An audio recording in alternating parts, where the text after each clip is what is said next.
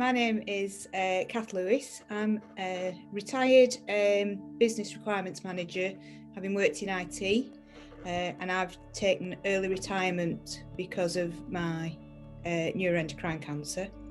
My interests are sewing, reading, walking, cooking, just things to keep me busy. I was diagnosed in 2015 following investigative surgery and a biopsy.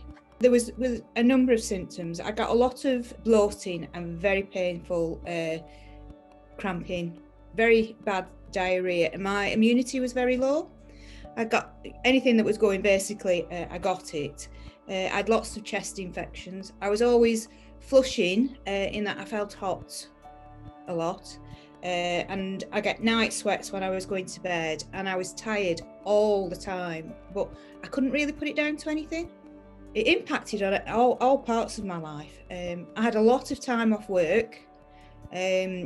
Luckily for me, I was in a position where I could work from home when I needed to, so I maybe didn't have as much time off as I would have done if I couldn't do that.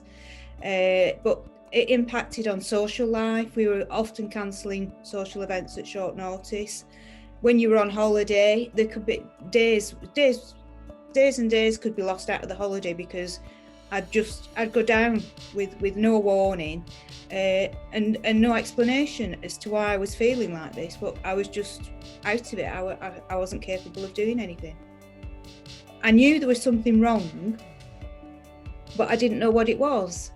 So I just kept pushing and pushing to find out exactly, what it was, and it took a long time. As far as getting a diagnosis goes, I was constantly in and out of the GP, and they did blood tests. I think I had a couple of scans, but they never looked at anything in what I would call the full picture.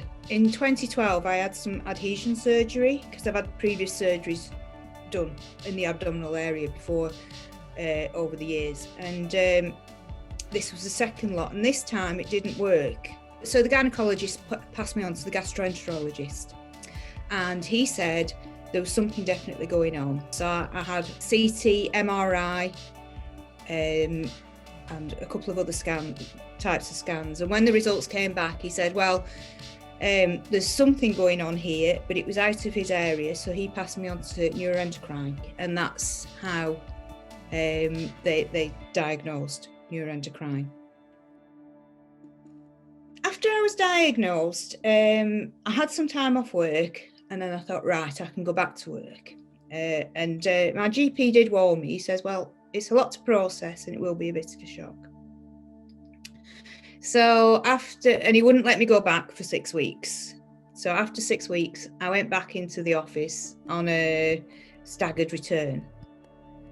And then I thought, because the job I was doing at the time, I really loved, but I had a lot of travelling, and I had a long journey to work every day and back. Anyway, and I got into the office, and I thought, I don't want to do this anymore. I'm not sure I want to do this anymore. I started that journey July 2018 to January 2019. Bit of a weird experience. My journey was a bit up and down.